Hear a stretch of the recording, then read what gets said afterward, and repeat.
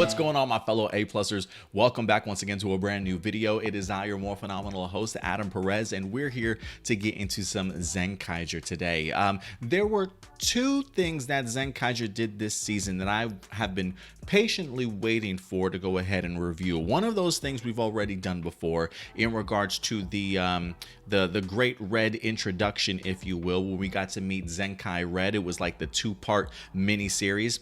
We got that a couple months ago. We did in fact do a review for you, but the other one I have in fact been waiting for was the actual Zenkaiger, the movie itself. Red Battle, all Sentai Great Assemble.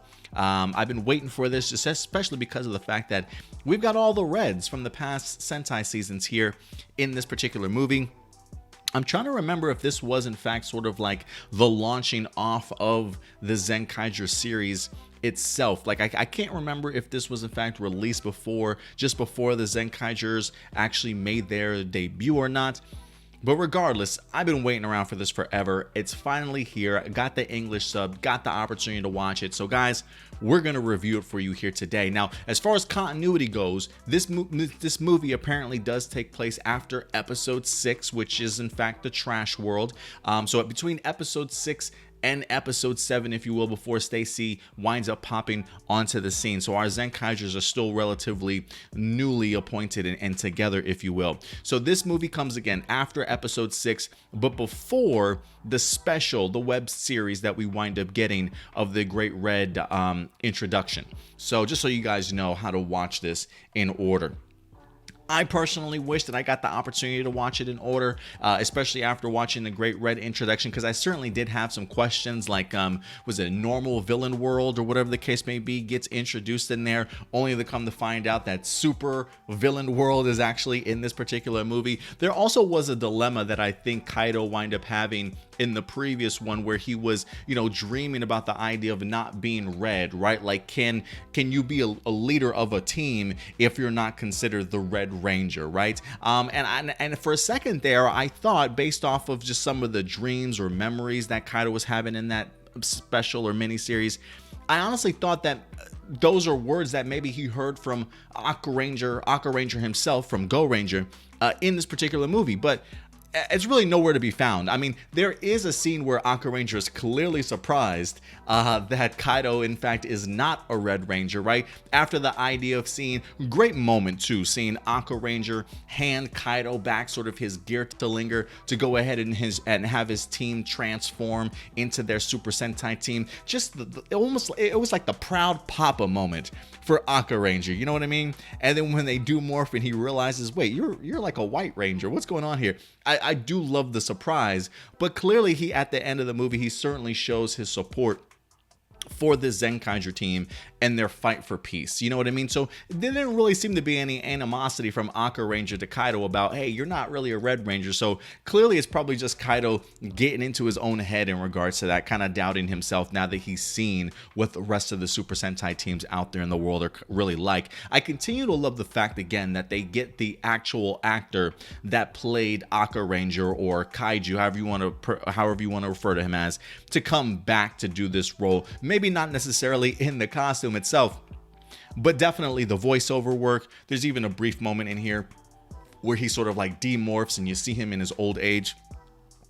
For stuff like that just continues to show me how much this guy absolutely loves Super Sentai, or at least understands his importance within this franchise. And for him to continue to come back, they probably treat this man like royalty. At least I certainly think so. But I'll look in a little bit more into that. But again, I really love just the nostalgia of having that actor in fact back. But if you ask me, guys, I had a blast with this movie. I had a really good fun time. It didn't take itself too incredibly serious, but there were some sentimental moments in here and some amazing action accompanied with great music. Also, it just had a really good pace. It never felt like it slowed down a little bit too much. Our Zenkaigers found themselves in one battle, caught up in something, and into another sort of final battle. I think the movie itself was only like 24-25 minutes long.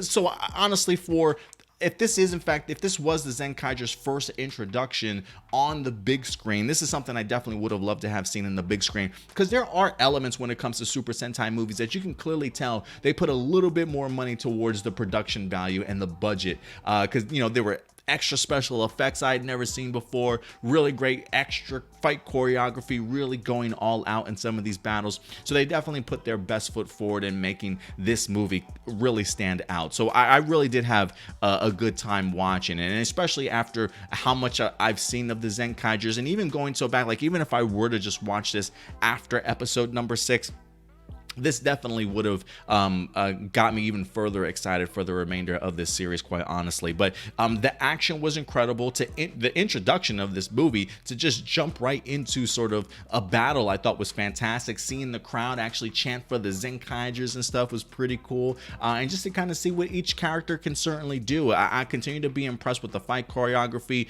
the tumbling, the rolling, the jumping, the flipping in these big gigantic suits. Everybody certainly got their opportunity to definitely shine in the introduction for sure. But yeah, they definitely put a little bit more oomph behind their production for sure. A couple things that jumped out at me: Jurin just being the smooth criminal that he is, saving some ladies in here, even referring to himself as a stud, feeling like he's impressing the ladies as he saves their lives, sort of thing.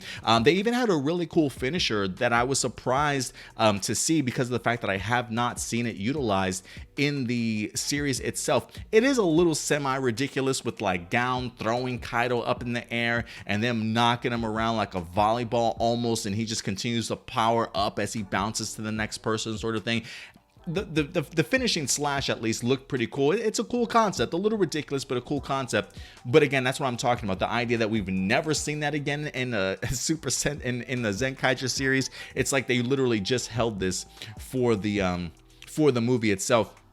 And a lot more gun action. The idea of them like, rolling out the bullets out of their Geertlinger definitely felt like an action movie right off the bat. And even towards the end, getting the opportunity to see our Zenkaigers face off against all these massive villains in here. I thought the action sequences towards the end were incredible. My hype level by that time, though, guys, was like through the roof. Okay, I mean, you give me not only great music accompanied with great moments of Super Sentai teams kind of coming together. You add that with explosions, of course, on top of the idea of even Sichan himself trying to name all the teams, and it just eventually just becomes rapid succession because there's just so many that he's got to get out of the way. So you add that onto the humor. The climax of this movie was brilliant to me. My hype level was through the roof, and I really loved what we wind up getting in here, and partially because of the fact that not just even the Zenkaigers,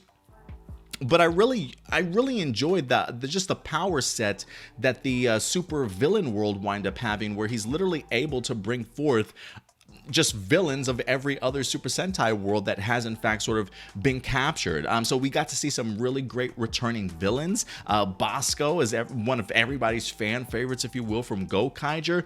Kyu Yiman, I believe, from Ninja, if I didn't butcher her name just then. And somebody else that I was really impressed with, Lupin Ranger versus Pat Ranger in Zamigo.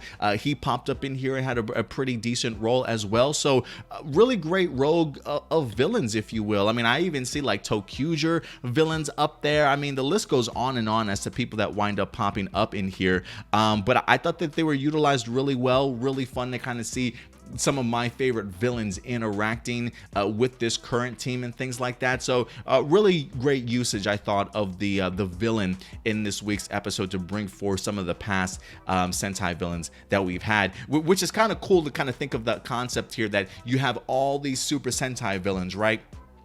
What's the way to go ahead and defeat them? To bring back all the Reds from that particular series to go ahead and defeat them. And when we do see Kaito activating sort of that red gear that he has, I do love the fact that just storyline choice, like whoever wrote this, the choice to not only have Akaranger giving Kaito his Geertlinger and his gear back, but if you look at the Kikainoids on the team, the fact that they're their team that they're inspired by, that their design is inspired by, the Red Ranger of that team presents them with their gears and their gear to linger. So I just thought there was just something really beautiful and really just harmonic, poetic, I should say, about that in regards to how that kind of all came together. And I really love just the red gear, the fact that it has a couple of red Sentai helmets on it. We come to find out that it was given to him as a young boy by his parents, who claim it's from a prototype that they were certainly working on, and that they specifically made this red gear for him. So this red gear almost feels like it was almost maybe one of their first ones that they wind up making before they, again, I'm just assuming there, but the fact that they specifically made it for him just meant to me that they definitely prepared for this moment for Kaito, which I think is something that we're clearly learning in the Zenkaiger series, that his parents clearly did think ahead. The fact that she, that they even went on to make this the upcoming, or not the upcoming, it's here now, the Zenkaiger gear, right? I think it's Yi-chan or Si-chan mentions the idea that, the specs to building it was always sort of in the programming and the database. So to see that it was certainly there waiting for Kaito to activate it definitely reminds me very much of this red gear, and it really does add sentimental value to Kaito's story. I love the fact that even in the movie we quickly come to see exactly what Kaito's parents certainly mean and how important they definitely are even in this particular moment. So really cool design for the red gear, and if anything, it does make me continue to ask the question if the Toji Tendo kidnapped his parents along with their work, right? Like if at that point at a young time and age they're working on this and they're making things a prototype, I'm not under the impression then that they were working with the Toji Tendo or anything like that and then they all of a sudden turn bad. I almost feel like maybe the Toji Tendo found out about the gears or the projects that they were certainly working on, wanted it for themselves, and wind up kidnapping it. I mean, who knows? I mean, right? The idea of Kaito's parents, if you just consider the idea of like accidentally throwing yourself into another universe, or during your discoveries you discover a new world and you step through and you meet the Toji Tendo, not really sure what their true intentions are, then maybe befriending them only to kind of have them maybe eventually turn on you when they realize not only how smart you are but also everything that you're kind of creating.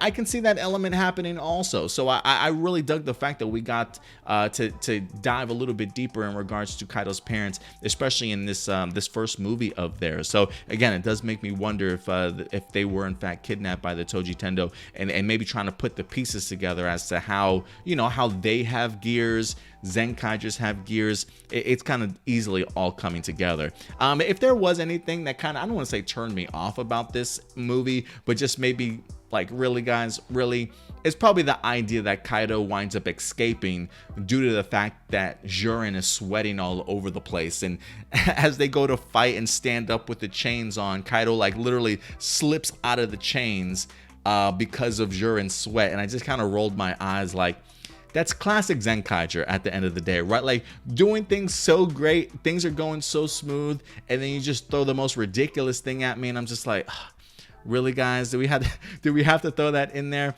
But again, for the most part, I really enjoyed this. Really great feature for the characters, amazing action in here, great sentimental moments about the parents, and even cooler red Sentai gear concept.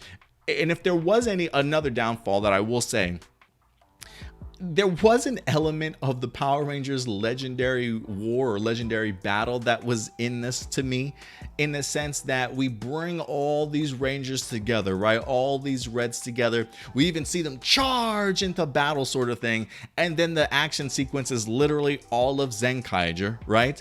And then like once they defeat the enemy, it's the final slash of the Reds for whoever they're fighting. That's all we see, and the battle ends, right? Like you bring back all these Red Super Sentais. I want to see all these Reds fight. I want to see them get that opportunity to shine, even if it's just for like 20 seconds. I can't get a shot of like 3 or 4 of them on screen together, just demolishing the enemy sort of thing. Like, I really would have liked to have seen them highlighted a little bit more. And it just reminded me of Legendary War, where we bring all these people back, everybody takes off their helmet, maybe gives a really great classic speech, puts it on to go ahead and fight, and you never see them ever again until they're ready to go home.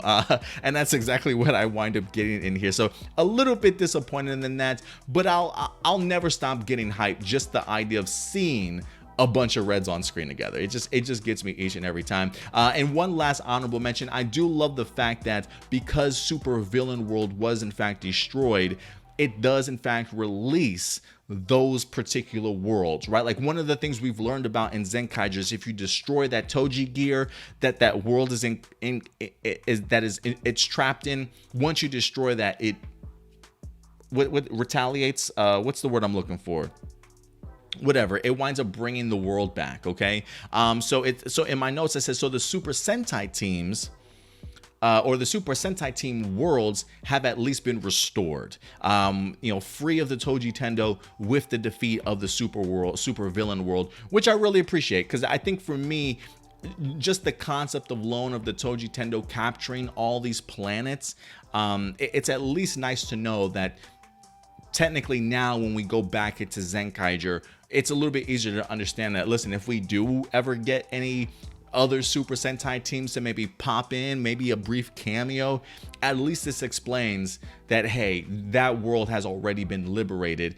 So it makes sense that they're able to kind of come in despite the Toji Tendo having other worlds that are still in fact in prison. So cool concept, guys. I really enjoyed this episode. Or I should say movie. Again, only about 24-25 minutes or so. Easy view, fun view, great action, great characters, great sentimental moments. I think you guys will certainly be pleased if you haven't had the opportunity to check it out already. But listen, guys, there are a couple other movies that we're going to be tackling for you. I believe there was a short movie from Real Soldier, and then I believe there was another Real Soldier versus Kara Major movie out there. Both of those we will in fact be bringing to you. You could probably look forward to those next week as well.